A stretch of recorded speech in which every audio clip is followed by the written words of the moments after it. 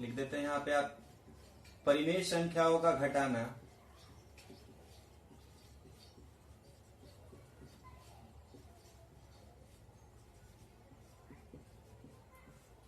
जब हर बराबर न हो।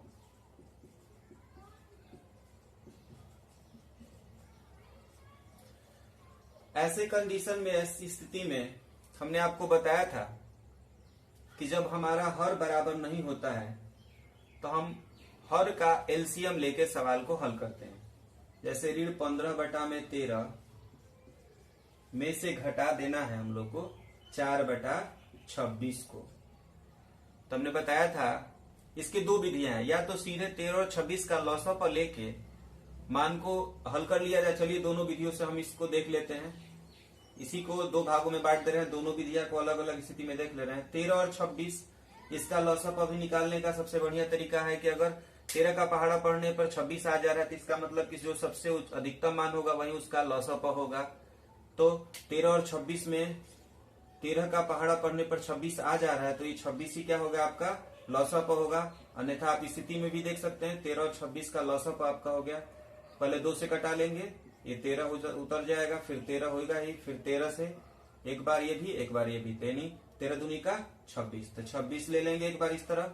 अब 13 का पहाड़ा पढ़ेंगे, जितनी बार आएगा उतनी बार से ऊपर गुणा करेंगे, तो 13 दूनी का 26 2 हुआ, और 2 से 15 में गुणा करेंगे तो 15 दूनी का 30, और उसके आगे ऋण का चिन्ह है तो ऋण 30 हो गया। फिर आपका हो गया ऋण, फिर 26 का पहाड़ा एक ही बार पढ़ने पर 26 आ जाएगा। इसका मतलब जो अंश जैसे है वैसे ही उतर जाएगा। अब हमारा क्या होगा ऋण 30 में ऋण 4, हम दोनों ऋणात्मक है। जैसे एक एग्जाम्पल कह रहे हैं 30 रुपया आपने उधार लिया, फिर 4 रुपया और उधार ले रहे हैं, तो जोड़ के बताएंगे अब कितने हुए 34 रुपये उधार हो गए। उधार का मतलब क्या हो गया ऋणात्मक, यानी ऋण हो गया, ऋणी है, तो ऋण 34 बटा में क्या हो जाएगा 26। अब 34/26 ये परिमेय संख्या का न्यूनतम रूप नहीं है। न्यूनतम रूप का मतलब जिसका अंश और हर हमारा क्या हो मौसम पर 1 हो। यानी यहाँ पे हम 26 और 34 को देखेंगे तो इसका मौसम पर 2 आएगा। आप इसको करके देख लीजिएगा। तो हम लोग पिछली कक्षाओं में 6 में मौसम पर निकालना जानते हैं। अब यहाँ से 2 से अगर हम कटाते हैं इसको तो 2 एकम 2, 2 3 6 13 हो जाएगा, और ऊपर 2 से कटाएंगे तो 2 एकम 2, 2 7 14 हो गया। ठीक है, इसका मतलब आपका हो जाएगा ऋण 17/13। ऋण 17/13 हमारा क्या हो गया, इसका परिमेय संख्या का घटाना हो गया। दूसरा रूप इसी का हम देख ले रहे हैं, आर करके दिखा दे रहे हैं आपको। ऋण 15/13 में से घटा देना है 4/26 को। हमने बताया था पुनः इसका भी लघुत्तम कितना हो गया आपका 2 × 13 अर्थात 26। अब हम 13 का पहाड़ा पढ़ेंगे कि 26 आ जाए, तो 13 का पहाड़ा 2 बार पढ़ना पड़ेगा तो 26 आएगा। तो हम अंश और हर में कितना से गुणा करेंगे 2 से, तो अंश और हर में 2 से गुणा करेंगे तो आपका हो जाएगा कितना 15 दूनी का 30 और 13 दूनी का 26। ये हो गया आपका। उसी तरह से ऋण ये 26 हमारा है ही, तो 4/26 हो गया। अब हम देख रहे हैं कि इसके हर क्या हो गए हैं समान हो चुके हैं। तो जब हर समान होता है तो समान हर को ले लेते हैं और उसके बाद अंश का हम अंतर कर देते हैं। तो पहला अंश कितना है ऋण 30 है और दूसरा वाला क्या है 4 है, उसके बीच का अंतर है, यानी ऋण 30 में से घटा देना है किसको ऋण 4 को। पुनः देखते हैं ऋण 30 में से ऋण 4 को ले लेंगे तो कितना हो जाएगा ऋण 34। ऋण 34/26। अब यहाँ से हम देखेंगे तो कटाएंगे, ये तो कटेगा तो कितना हो जाएगा 2 से कटाने पर 2 एकम 2, हासिल यहाँ 1 बच गया, 1 और 4 14 हो जाएगा, 2 7 14। फिर यहाँ से भी 2 से कटाएंगे तो 2 एकम 2, 2 3 6, यानी कि आपका हो जाएगा ये ऋण 17/13। आशा है कि आपको समझ में आया होगा। जब हमारी परिमेय संख्याओं को घटाना करे और जब हर हमारा बराबर न हो तो उस कंडीशन में आपके पास 2 स्थितियां हैं। आप दोनों को जो भी आपको लगे कि हमारे लिए सरल है उसको उसी तरह से आप प्रश्नों को सॉल्व करिए। तो चलिए तब हम आपको 2 होमवर्क दे देते हैं जिससे आपको क्वेश्चन को हल करने में एक और क्वेश्चन हम देख लेते हैं इसको, उसके बाद ही हम आपको होमवर्क दे देते हैं। क्योंकि हम घटाना पढ़ रहे हैं तो थोड़ा सा एक स्टैंडर्ड क्वेश्चन आपकी तरफ से समझ में आए कि हाँ ये आपको आ जा रहा है कि नहीं आ जा रहा है। जैसे मान लीजिए क्वेश्चन हो कि -17/12 में -17/12 में कितना जोड़े की योगफल 25/36 हो जाए या 25/36 हो। तो हम देखते हैं, जैसे मान लीजिए आप ही के पास सिंपल हम एक तरीका अपनाते हैं। जैसे मान लीजिए आपके पास 5 रुपये हैं और मैं कहूं कि आपको कितने रुपये और दे दिए जाएं कि आपके पास 18 रुपये हो जाए।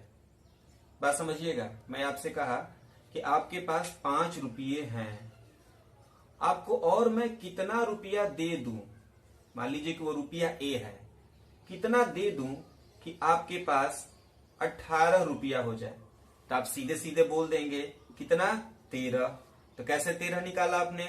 मैंने जो संख्या बताई आपको अंत में, उस अंत वाली संख्या से 5 को आपने घटा दिया। ऐसे भी हम समीकरण के रूप में लिख दिए कि 5 में हम क्या जोड़ रहे हैं कि 18 हो रहा है।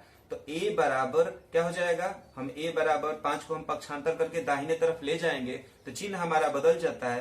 तो 18 में से क्या किया हमने, 5 को घटा दिया, तो a बराबर हमारे पास क्या हो गया, 13 हो गया।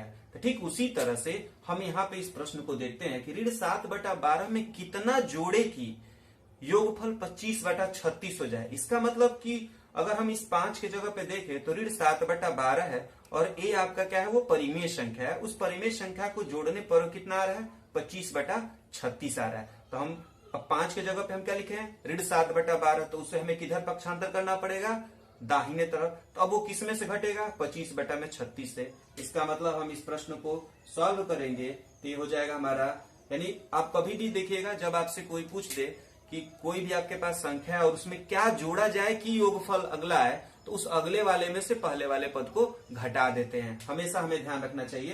तो आपका क्या हो जाएगा, 25/36 में से हमें घटा देने होंगे कितना, ऋण 7/12 को। तब यहां से देखते हैं, चलिए लघुत्तम लेके ही सीधे सीधे दे देते हैं। तो ये 12 36 होता है, तो 36 का ले लेते हैं। 36 से कम 36 1, और ऊपर क्या हो गया आपका 25। अब ऋण में ऋण से गुणा हो जाएगा तो क्या हो जाएगा, धन 12 36, 3 7 21। अब इसको हम हल कर सकते हैं, 5 और 1 क्या हो जाएगा, 6, 2 2 4, 46 बटा में क्या हो गया, 36। अब इसको न्यूनतम रूप में ले लें, न्यूनतम रूप में ले लेंगे तो 2 दूनी के 4, 2 तियां 6, और ये आपका हो जाएगा 2 एकम 2 2 8 16, यानी कि आपका हो जाएगा 23/18। आ गया होगा समझ में? आशा है कि आपको समझ में आ गया होगा। तब चलिए, तब इसी से संबंधित हम 2 क्वेश्चन आपको होमवर्क दे देते हैं। HW पहला है आपका ऋण, चलिए तो उसको देखते हैं हम लोग। 1/6 में घटा दिया जाए ऋण 2/5 को।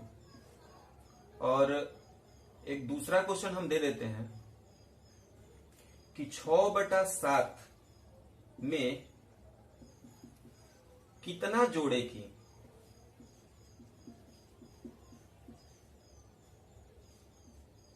योगफल